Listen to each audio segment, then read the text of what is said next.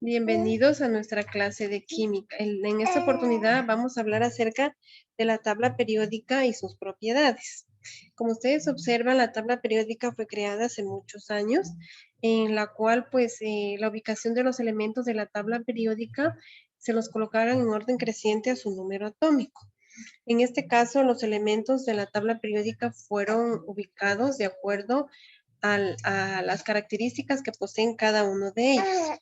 En la tabla periódica también está formada por grupos o familias de 8 y periodos de 7, ordenados de forma tanto vertical como horizontal.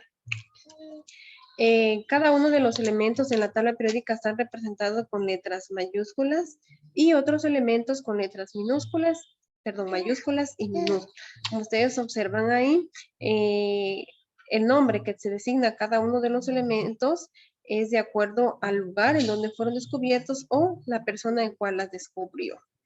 En este caso, también una propiedad importante es que cada elemento posee un número atómico, el cual permite encontrarlo en la tabla periódica.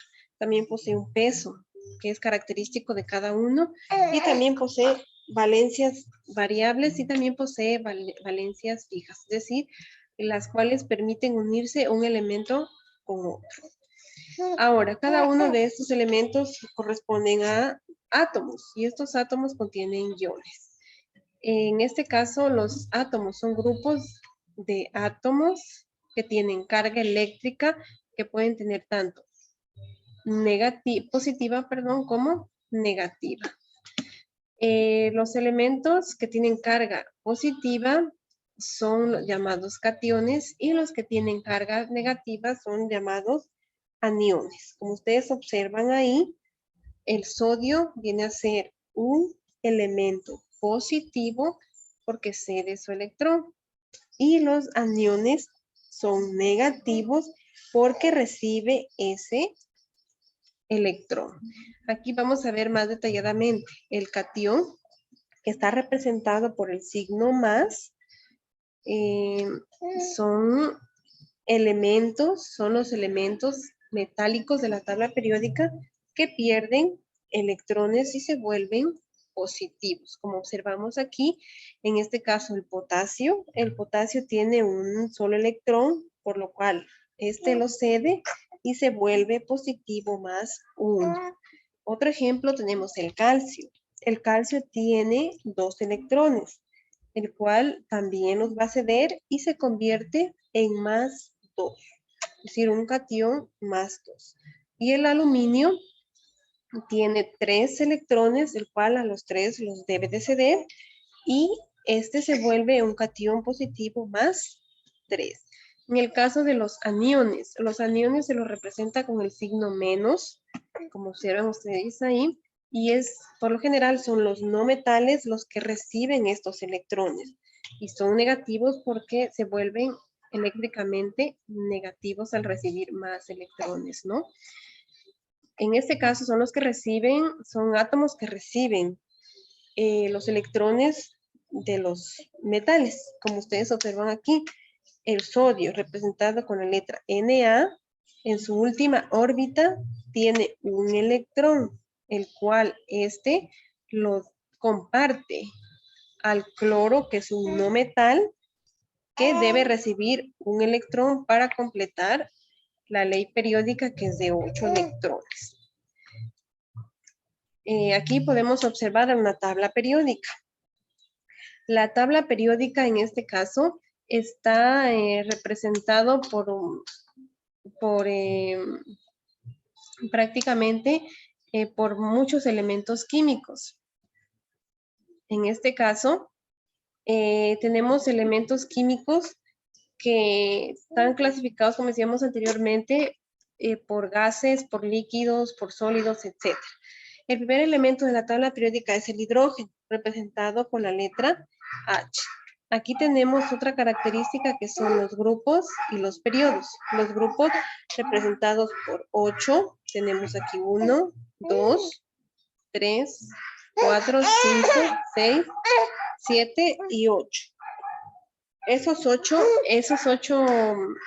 grupos o familias estos tienen diferentes nombres, ¿sí? Los cuales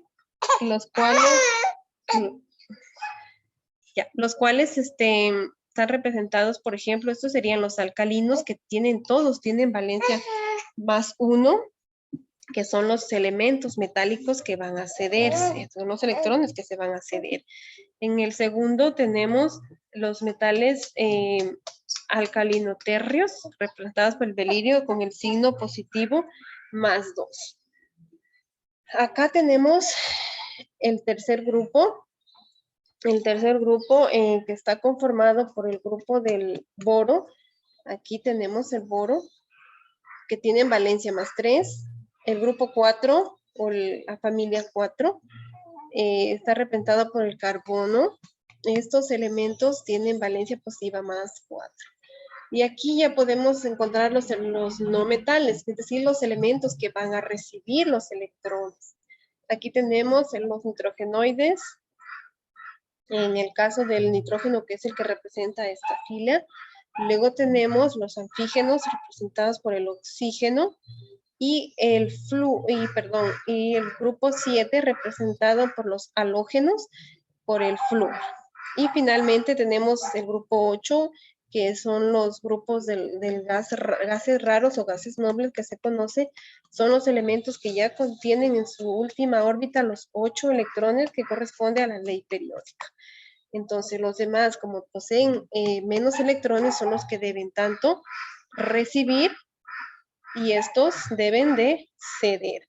También tenemos los periodos, que son periodos, 7 periodos, como observan ustedes aquí, son los 7 periodos, es decir, corresponden a las órbitas que poseen cada uno de estos elementos. Ahora vamos a hablar acerca de los estados de la materia. Aquí tenemos 3 estados de la materia, que es el sólido, el líquido y el gaseoso. El sólido, como ustedes observan, tiene una forma definida. Podemos ejemplificarlo con el cubo de hielo, con helado, etc. Es decir, que tienen una forma fija. Y por tanto, pues el volumen es fijo, es decir, sus partículas no pueden moverse.